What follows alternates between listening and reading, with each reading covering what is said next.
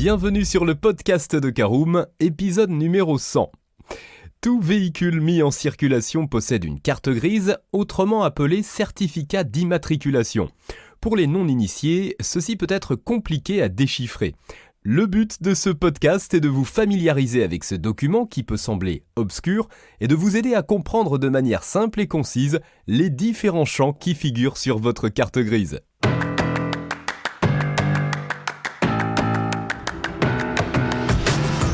Bonjour et bienvenue dans un nouvel épisode du podcast de Caroom, le podcast dans lequel on vous partage notre expertise dans le domaine de l'automobile. Mandataires, voitures neuves et d'occasion, importation, démarches administratives, essais, bons plans et nouveautés, on décortique tous les sujets ensemble pour répondre au mieux à toutes vos questions sur l'automobile. Caroom, c'est un comparateur de voitures neuves, d'occasion et de leasing, mais aussi un guide d'achat qui vous accompagne et vous conseille dans toutes vos démarches automobiles. Bonjour à tous et ravi de vous retrouver pour un nouvel épisode de votre podcast automobile préféré Caroom, un épisode un peu spécial puisqu'il s'agit de la 100e. Alors au sommaire, vous l'avez compris, nous allons déchiffrer et décortiquer le certificat d'immatriculation, autrement dit, votre carte grise. Je vous propose de commencer tout de suite. Alors comment lire une carte grise française ?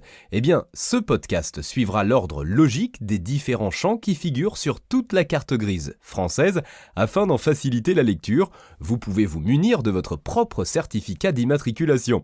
De plus, avant de commencer, il est pertinent de rappeler qu'une harmonisation des données a été faite entre les États membres de l'Union européenne et qu'ainsi de nouveaux champs apparaissent sur la carte grise.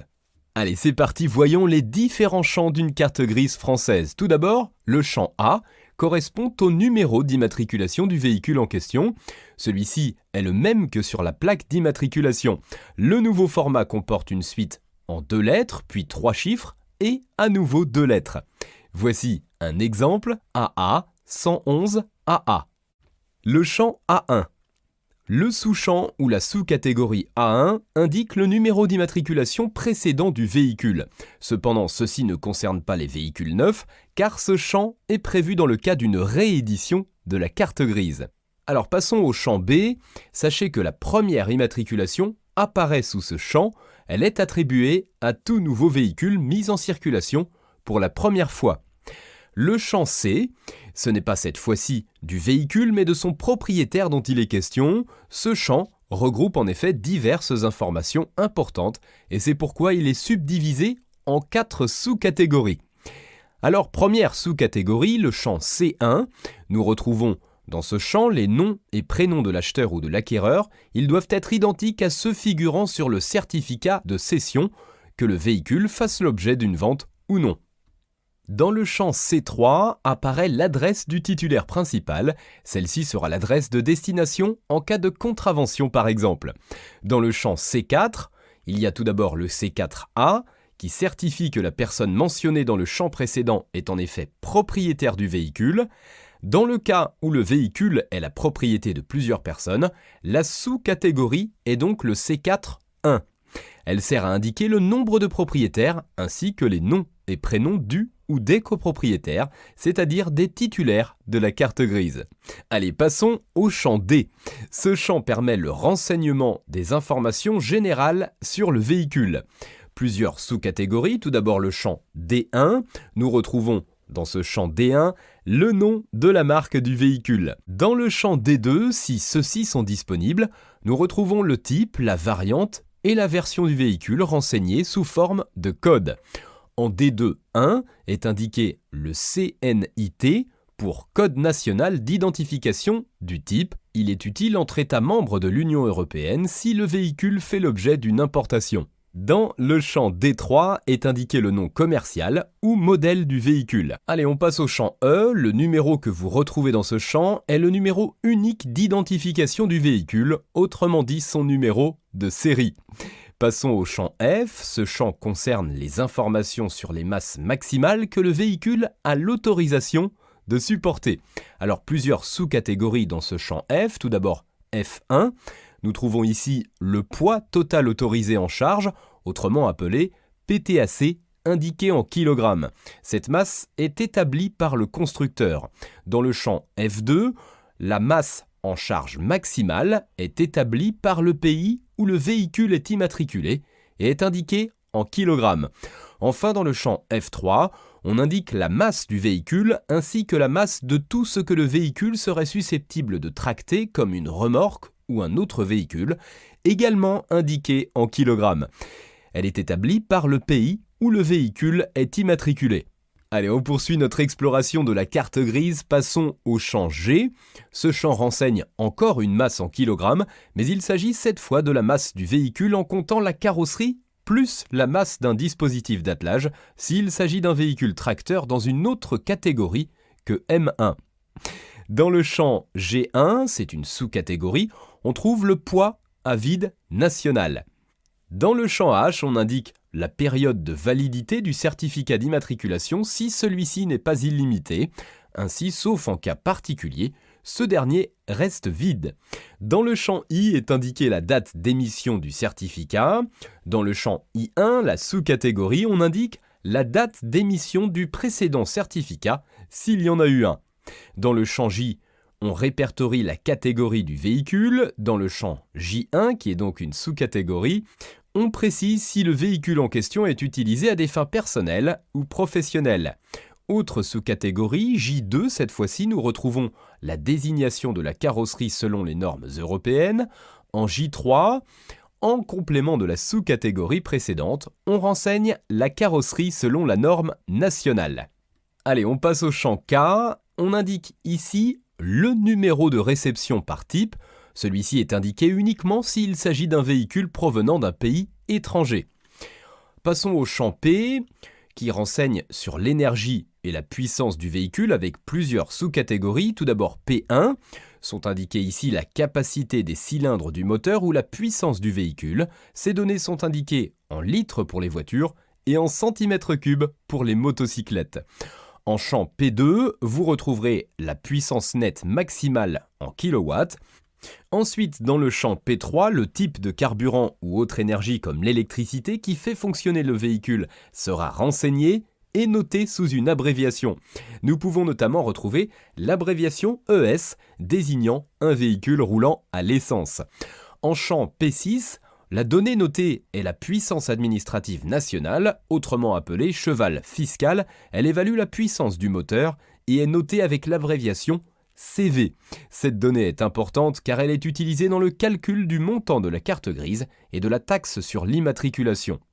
Ensuite, le champ Q, qui concerne uniquement les motocyclettes. Elle indique le rapport puissance-masse en kilowatts par kilogramme, c'est-à-dire la puissance massique qui est un indicateur sur l'accélération du véhicule. Passons au champ S, on retrouve dans ce champ le nombre de places disponibles et autorisées dans le véhicule. En champ S1, donc sous-catégorie, cela concerne le nombre maximal de places assises en incluant la place conductrice. En S2, autre sous-catégorie du champ S, le nombre de places debout autorisées dans le cas de transport en commun. Ensuite, nous retrouvons le champ U, où sont indiquées diverses informations concernant le véhicule. En U1, sous-catégorie, nous retrouvons le niveau sonore à l'arrêt en décibels. En U2, nous retrouvons la vitesse de rotation du moteur en tours minutes. Dans le champ V, nous retrouvons ici les informations concernant l'environnement. Alors en sous-catégorie, la V7, dans ce champ est indiqué le rejet de CO2 en grammes par kilomètre. Ceci sera également pris en compte lors du calcul du coût de la carte grise et ne concerne que les véhicules mis en circulation après le 1er juin 2004. Dans le champ V9, nous retrouvons l'indication de la classe environnementale à laquelle appartient le véhicule. Dans le champ X, cette catégorie renseigne les informations sur le contrôle technique. En X1, nous retrouvons la date d'échéance du contrôle technique actuel. Cette date sera ensuite mise à jour par des vignettes collées sur la carte grise après chaque contrôle technique. Voyons le champ Y, cet avant-dernier champ détaille les taxes afférentes à la carte grise. Elles sont toutes renseignées en euros. Alors première sous-catégorie, la Y1, elle renseigne le montant de la taxe régionale. Celle-ci sera divisée par 2 à partir des 10 ans du véhicule.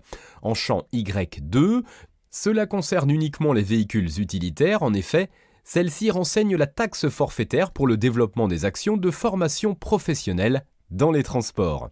En champ Y3, autre sous-catégorie, on renseigne ici les taxes sur les véhicules les plus polluants. Un véhicule peut être soumis soit à la taxe additionnelle CO2, soit à l'écotaxe.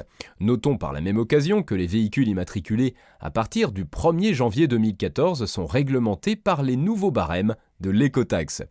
En champ Y4, on indique ici la taxe pour le financement de la gestion et du coût de production de la nouvelle carte grise, nulle en cas d'absence de la taxe régionale mentionnée ci-dessus. En Y5, cette sous-catégorie recense la redevance à payer pour l'envoi de la carte grise au titulaire. En champ Y6, on retrouve ici le montant total de toutes les taxes additionnelles arrondies à l'euro le plus proche, auquel on ajoute ensuite la redevance indiquée en Y5. Enfin, dernier champ, le champ Z. Ce dernier champ concerne les mentions spécifiques concernant le véhicule. Celles-ci concernent les véhicules de collection, les véhicules écoles, les véhicules militaires, etc. Ainsi, ces sous-catégories sont facultatives et peuvent bien souvent rester vides. Peuvent également être mentionnés sous ce champ certains paramètres techniques. Et bien voilà, c'est l'heure de l'essentiel à retenir de ce podcast. Nous avons ainsi pu couvrir l'ensemble des champs qui constituent la nouvelle carte grise. Tout ce que vous avez besoin de savoir pour comprendre votre certificat d'immatriculation se situe dans ce podcast.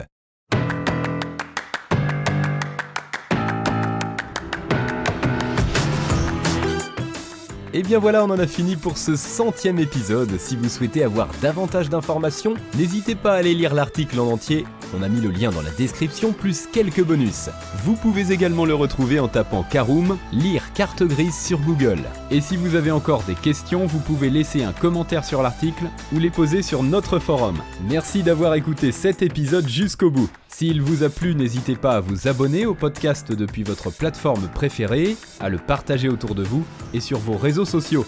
On en profite aussi pour vous demander de nous laisser une note et un avis sur Apple Podcast. Votre avis nous aidera à gagner en visibilité, ce serait vraiment sympa de votre part. Si vous souhaitez vous renseigner davantage pour l'achat d'une voiture neuve ou d'occasion, ou que vous voulez encore plus de conseils et de bons plans, rendez-vous sur www.caroom.fr. Si vous avez encore des questions, des remarques ou des recommandations, n'hésitez pas à nous contacter sur nos réseaux sociaux. Merci encore et à bientôt pour de nouveaux épisodes du podcast de Caroom.